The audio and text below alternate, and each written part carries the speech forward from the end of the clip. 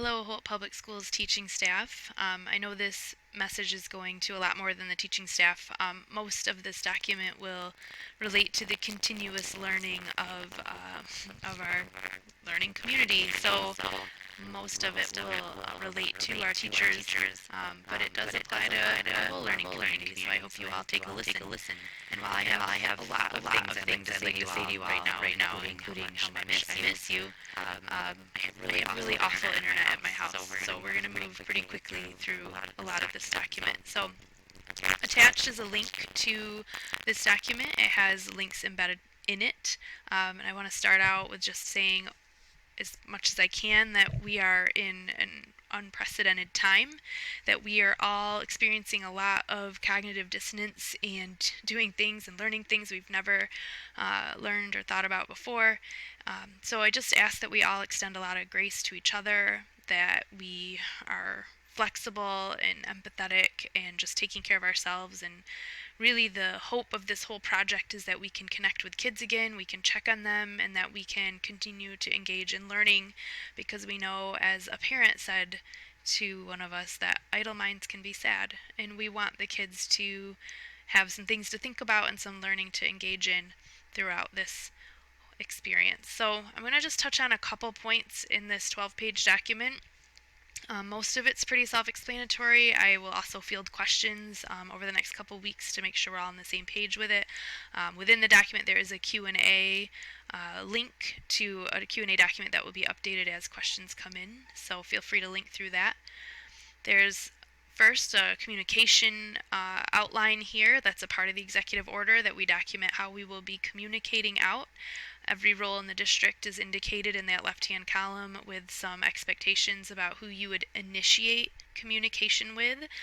So people may be communicating with you, but we do expect everybody communicate with another group. And over on this side are kind of the big topics we hope everyone will touch on when they communicate, starting always with a social emotional check-in, because this is hard and people are stressed out, but also giving clarity on information around the closure and how we're handling things, and finally problem solving around technology and learning and unique needs depending on the audience. The second section relates to devices, digital access, and platforms. We are going to work really hard to get all of our students and staff a device and access to internet. So that's kind of first obstacle for us. Our technology teacher leaders, tech department, and building principals will be working to deploy devices to students. There was a survey sent out. We've got about 2,500 responses right now. And I know a lot of you have already connected with students and can confirm that there's a chunk of our kids that have access. So we're working to get everybody access if we can. There's also a section here on how to get digital access for free right now from a couple providers for the next couple months that we're hoping to connect with our families. This communication is staff only. We are going to create a community communication soon that will reflect some of this information as well. There's also several platforms that we want to work from as a district. So the expectation is for instruction. Our priority is remote learning through a digital platform. We'll be working to get all kids access to that digital platform. And then for our staff, getting you comfortable with Google Classroom. If you do have another platform you're already using, you don't have to switch mainstream, but we would really encourage everyone to use Google just because it's easier on parents and students to get used to one platform. Our district technology teacher leaders will be helping their staff get comfortable with Google, as well as any other tools like Zoom or Skyward Message Center that they may want to use to connect and share their Google Classroom codes. We do know Zoom is kind of it's a booming product right now, and there are some practices you can put in place to ensure the most safe and secure meeting with your students as possible. So we've linked to those as well as to some suggestions for Google. You can do what I'm doing and make a screencast if you want. There are some different ideas about that. As far as instruction goes, please note that we are limiting the amount of instruction from now until the end of the year to 1 to 2 targets per subject area. Our instructional coaches will be reaching out to staff to develop and determine and build consensus around which targets are the targets. So I don't want you all to feel like you're doing what you would have done in the brick and mortar building, but now on a much larger scale. Like that's not what we're asking you to do. We're asking everybody to really narrow their focus on a couple targets and do a pretty substantive job with those. Embedded in here is a spreadsheet that you can click on to see where we'll house the targets, as well as a link to a page of district resources, like links to curriculum, links to free websites that might be useful to you. We are asking that you try to limit the number of resources that you use with parents and students because, again, that can be overwhelming, and try to use this district document as much as possible. If you have any specific questions about designing instruction once you have your targets, we do have a form that you can complete here, kind of like putting in a ticket to ask for help, and we can get you the help as best we can. Moving down to the learning, we will be asking you to develop learning experiences that are asynchronous, which means students can work on them at their own pace. They're smaller chunked assignments with clear outcomes. There's a lot of flexibility for students on what materials maybe they access or what evidence they give you for proficiency. So the asynchronous learning is meant to be very flexible for students. And then a reminder there too that within this framework we are asking that you treat all due dates or deadlines as guidelines, but that you don't penalize students for missing a due date or for submitting something quote unquote late. We know families are sharing devices. We know there are families whose parents, the parents have to work at home, or there's children watching siblings. So we have to be very flexible with those deadlines in order to help our students and families feel supported. If you are going to try a synchronous learning activity, which would be everybody together or small groups, maybe 5 to 10 kids at a time, depending on the purpose of the synchronous learning, we do recommend Zoom. There's a whole list of things there, as well as the links from earlier to use that as best possible. But I know a lot of you have been doing that already very successfully. I just want to encourage you to continue to see their faces, and it does help kids to feel connected that way.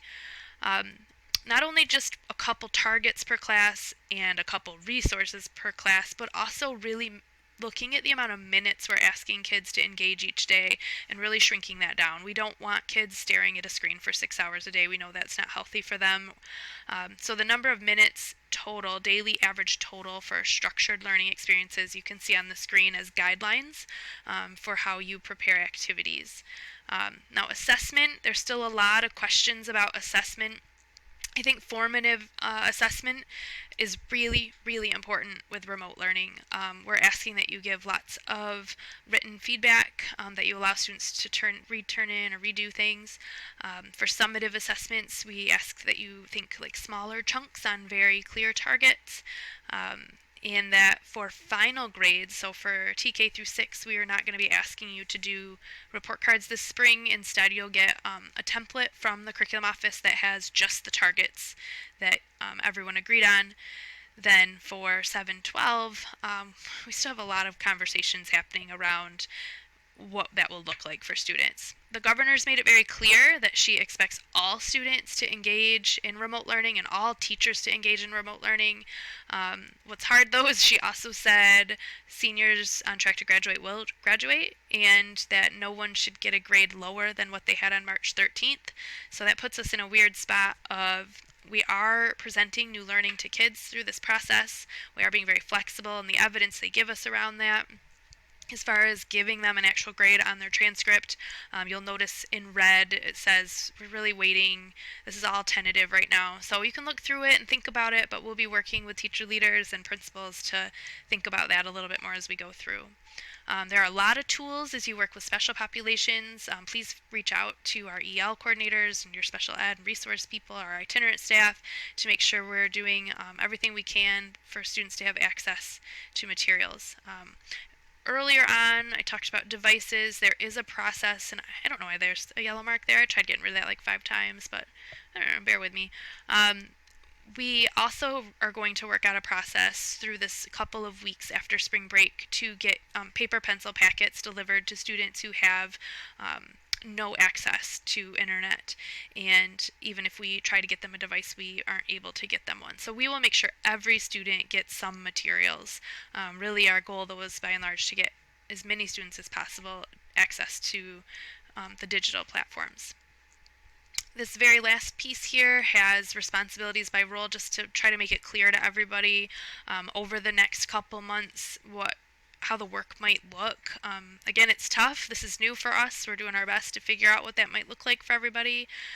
But we hope you could go through here and it would give you at least some parameters around what the work might look like. One of the big pieces for everybody is just communicating with students and with families and with each other, and trying to do the best we can to get through this process and hopefully get kids in a better place than they were when they left us. At the very end, there is some links if you want to look through how it was we went about making this document. Again, I encourage you to reach out to the curriculum office. All of your principals, we've gone through this together. Go through this document and click on all the different links, and I think that will give you a good idea of what we're making and looking at here. And mostly, I just hope you all have an amazing spring break. We won't really launch most of this stuff until the 13th through the 24th. You can see those weeks on the timeline. The executive order said April 28th for full execution, so we've got a full couple weeks coming up, but there's been a lot of organization, coordination. I think your building principals, your teacher leaders, and your instructional coaches and your technology leaders are all very focused and ready to help as we launch into this era of continuous learning. And I hope that as we embark on this journey that we learn some things. And the very beginning of this whole memo, there's a piece that says, we're just going to take this day by day, lesson by lesson, one class at a time, one lesson at a time, one student at a time, and we're going to learn a lot together. And when we finally see each other again, hopefully we'll have a lot to talk about, and I really look forward to seeing you all. So please send out questions after you've read through this and had time to process, and we will all do our best to answer them. And I'll hopefully see you all before too long.